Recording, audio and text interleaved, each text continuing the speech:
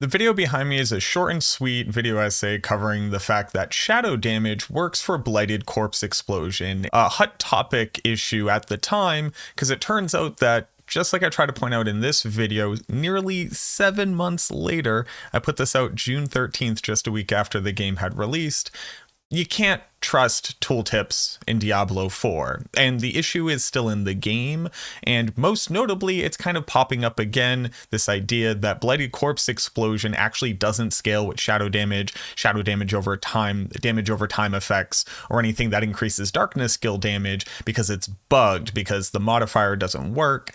And even worse, more insidious, is that when you put physical damage onto your build, you will see the scaling of Blighted corpse explosion. So I'm going to go ahead and jump in game and kind of show you what I'm talking about, just so you can see it very quickly, and then basically use this video not only just to debunk this, because it absolutely works. Like, I'll save you the time right now if you don't want to watch the rest of it. It completely works. It just doesn't show in the tooltip. But I wanted to use this video as an opportunity to really hammer down on this concept about how you need to conduct your testing when looking at a video game like this, the strict rules that you need to follow to be able to replicate your data, your findings, your outcomes, and actually be able to derive valuable information that isn't always going to be apparent in the game itself. But let me go ahead and show you what people may be talking about if you hear about this, where it doesn't work for Blighted corpse explosion. And just very quickly, for my first rule, this is going to be my first quick tip on how to replicate your findings and how to do your testing in the best way possible so that you know what you're looking at and what's causing it.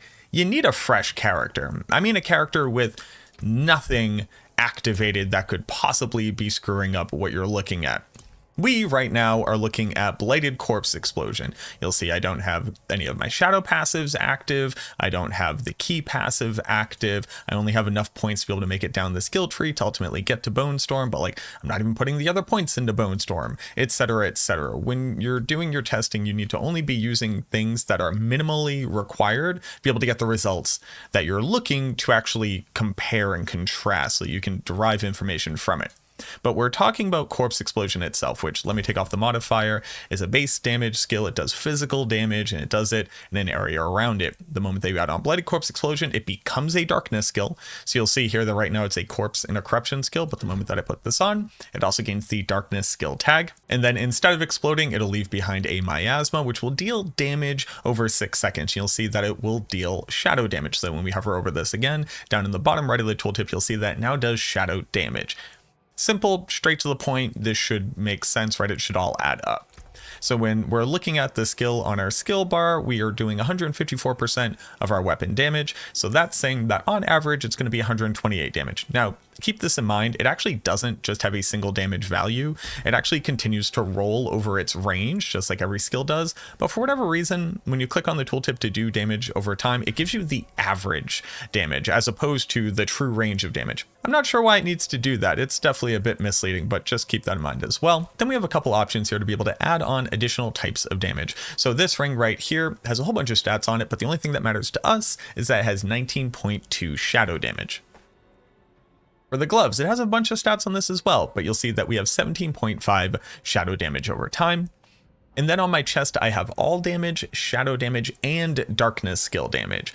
So what happens if I put on this ring that has a pretty decent chunk of additive relevant shadow damage, and inside of my advanced stats, you'll see that I do not have any other forms of additive damage other than damage versus distant, which will actually be relevant to this conversation. So I'll just move very close to the target here. But what happens when I put on that damage bonus, right? So we go from dealing a whopping 128 damage over 6 seconds to 128 damage over 6 seconds. Herein lies the problem. People are looking at this and going, oh, hey, look, it doesn't work. Oh my God, we're getting scammed out of damage, which would make sense if you could trust the tooltips. And I truly feel for anybody who's trying to use the in-game tools that we have available to them to be able to make these types of decisions and inform their gameplay. I promise you, I've reported this bug. I've actually been reporting this bug for a very long time. I can't quite say how long because I don't have the receipts for that, but it is a known tooltip bug, and the devs have said, yes, it is only a tooltip bug, and in fact in the game it's still properly representing the damage. But what are we to do as your average player looking at this and seeing nothing? I'll go even further, right? So I'll add on this 17.5 shadow damage over time, and you'll notice that doesn't increase my damage. Then I'll add on an additional 50 total relevant shadow damage and 10 flat basic damage here. And then we look at it and, oh, my damage has gone up. Well, that's interesting. Why would my damage have gone up? Well, it's properly representing the 10 additive, just all damage that represents everything. And interestingly enough, it is showing the darkness skill damage as an increase here as well, because you'll notice that I have 176 damage. I take this off, I drop down to 128 damage, which is a whopping like 37% increase. And then you look here and you'll go, oh, I literally have a 37% increase in total damage between all damage and darkness skill damage. So that's interesting, right? But there you go. So you understand how somebody walks away and going, oh, shadow damage doesn't work and shadow damage over time doesn't work. The problem being that it's actually very simple to see in game the fact that like these things do work if you're willing to test it with in-game damage, get a huge data set, and then run the averages and look at the various outcomes, right? But like if I were to just cast Corpse Explosion, I'm doing a whopping 2 damage here. And then if I were to put on these 2 different sources of damage and do it again, oh, now I'm doing a whopping 4 damage. Now, obviously at damage numbers this low, we're dealing with a lot of rounding errors. That's why you can't take this at face value, but just running the experiment in game, you can literally see it. And I'll show you the outcomes from me running with much larger data sets as well as a much larger weapon to be able to get a clearer distinction. But that's my second tip that I want to go ahead and just like give to people. Even if you could trust the tooltips, like even if these were on average fairly consistently accurate of the game world, that actually doesn't mean that the coding of the game or the outcomes from the game are going to match what you're seeing. That's where bug discovery comes from. You put on a bunch of stuff, the game tells you it should work, and then you click those things and it doesn't work.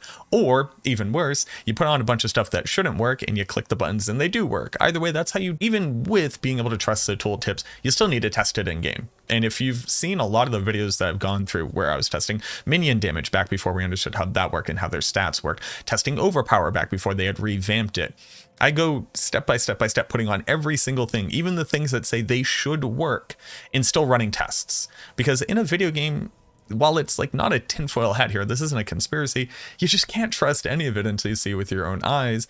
Because if we just accept what the game is showing us, we are going to not end up discovering the bugs that are either positively, overpowering or negatively impacting the gameplay experience, right? This also feeds into game balance, into class balance. Maybe the devs think a bunch of things are working when they don't, or vice versa. So that's tip number 2. You actually still need to test things even if it looks like it should work. And then the last thing that people tend to run into is when you have multipliers like this, things that are slightly more nuanced, slightly more nebulous, a little bit harder to pin down, when in reality the math should play out the exact same way. Because we have no other damage on our character right now, a 15% damage multiplier here effectively acts as 15% additive damage. Because if you have nothing and it's a base 1 and you multiply it by, an additional 15%, you get to 15. Or if you add 15 additive damage, you get to 15. This will obviously have bigger and bigger bonuses and, work on the number in a larger way, the more additive bonuses that you have, the other multipliers that you have. But putting on this same thing right here should act like or similar to these gloves right here, where I added on 17.5 shadow damage over time versus just increasing my shadow damage by 15% multiplier. And if you were to sit here and do it again and run the numbers, you'd see a very similar outcome where you are absolutely getting that additional bonus. Now, what about Bone Storm and Ultimate Shadow? Maybe that one's so far removed from its base skill, especially since it's working with an aspect as opposed to a skill tree, that maybe that one is broken. Maybe that one doesn't work either. So Ultimate Shadow, the aspect, is going to say that Bone Storm becomes a darkness skill. It is going to deal shadow damage, and then on top of that, it's going to gain the additional effect of dealing shadow damage over time.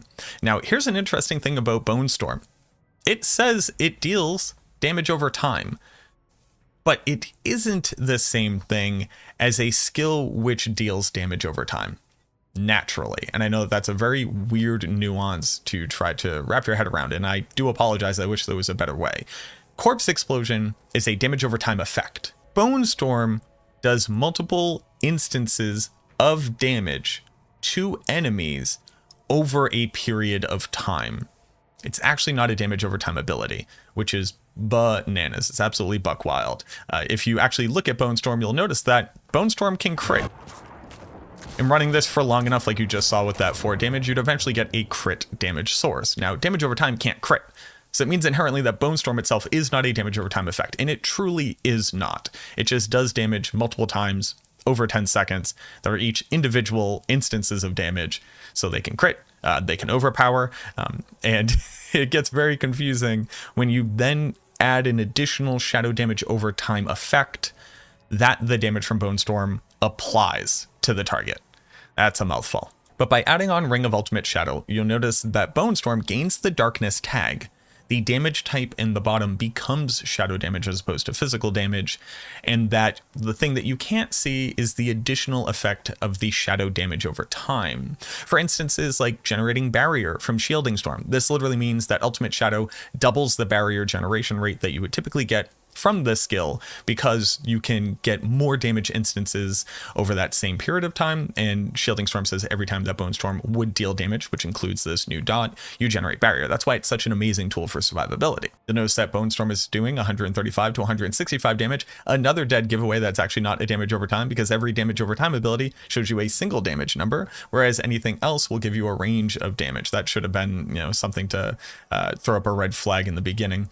But if we're doing 135 to 165, and I throw on this ring that says shadow damage, my 135 to 165 doesn't go up at all. If I were to add on this 17.5 shadow damage over time, my 135 to 165 doesn't go up at all. But if I add on my armor that has 10 all damage and 26 darkness skill damage, you notice that our damage does go up by quite a bit.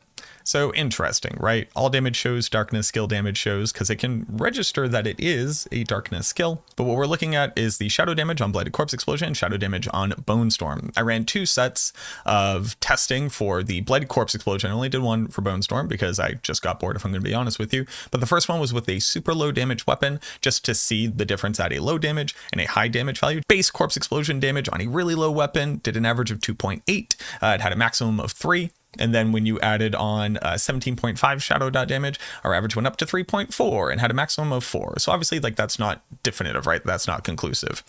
But as I added on more and more and more damage, along with a multiplier and then everything together, which was the multiplier and then all of the damage, you'll notice that we are consistently seeing higher average damages, higher minimum damages, higher maximum damages, higher median damages. And at the end of the day, with everything together, we're doing the most damage that we possibly could. Now, it's hard to really suss out exactly what that looks like with a super low damage weapon, but here are the stats just so that you could see it yourself.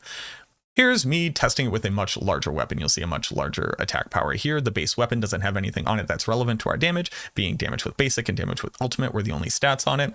And our starter damage on this, the average is 85.7, adding on 17.5 shadow dot damage, you'll see that bumps up to 96.3, throwing on almost 20 shadow damage just by itself. Average bumps up to 105, putting together our chest piece with all of our multiple damage types. Average bumps up to 144. Putting all of the pieces of gear together that I have bumps up to 172. The darkness skill multiplier from our sacrifices, you'll see that our average was 92.7 as opposed to 85.7. And then putting everything together, the average bumps all the way up to 202. So just kind of done, right? Very conclusive. Obviously, shadow dot damage is properly working. Shadow damage is properly working. All damage and darkness skill damage is all working. Putting them all together gets you the appropriately large increase in the base damage. The multiplier from our sacrifices is working. And when you put it all together, that works too. Open and close case, Blighted Corpse Explosion absolutely scales with every single shadow-based damage type that exists in the game that it should scale with, and it's not scaling off of physical damage, even though the tooltip would lead you to believe that. And again, it's just a tooltip bug. What about Bone Storm? Drum roll, please. Nope, Bone Storm works the exact same way. Here's base Bone Storm damage, an average of 75.22 damage. I ignored all crits. I ignore all overpower casts of this skill, right? I just ran it for its full 10 seconds, copied down every single damage number that I saw. On top of that, adding together a bunch of damage, both base damage, shadow damage, as well as darkness skill damage. You put all of that on, and you get an appropriately large increase in the average damage. The multiplier from our darkness sacrifice also increased the average damage, and then when you put all those together, you got a larger damage outcome than you did by adding any one of the constituent parts before. So Bone Storm also works with shadow damage, darkness skill damage, and then appropriate damage multipliers from our sacrifices. Oh, and by the way, the shadow damage over time effect from Ultimate Shadow that you get as the secondary ability, you'll see it's this large ticking number in the top left as opposed to our base damage with our very small weapon, also properly scales with all these damage sources. So that was pretty cool to make sure as well. It's something that I never explicitly tested before, but it's cool to know that this base damage is properly scaling with the same stats that you would expect to scale the rest of the damage on it. So that's just like good to know. There you go. I just wanted to cover this again because I know it has popped up in the community recently. And not only that, it's just always good to retest stuff, because just because something worked in the past doesn't mean it's going to work now. But thank you very much for watching this video. If you made it this far, go ahead and subscribe to the channel if you haven't already. I would really appreciate it. It helps YouTube to know that we're making some cool stuff over here. Similarly, if you could throw a like on the video, that always means the world to me. And if you had any questions, comments, concerns, you wanted me to explain something more deeply, you had run your own test and you came to a different conclusion or anything, please let me know down in the comments. If you've seen on my previous videos, I spend a lot of time answering questions in the comments. Feel free to join into the Discord and hang out with all the people there. We've really cultivated a pretty cool group of people in the Discord who are just like all generally willing to help individuals enjoy playing the game to a better extent, answer questions, get resources into the hands of people. So go ahead and check that out as well. As always, thank you so much for watching this video. I truly hope that it helps, and I look forward to seeing you in the next one.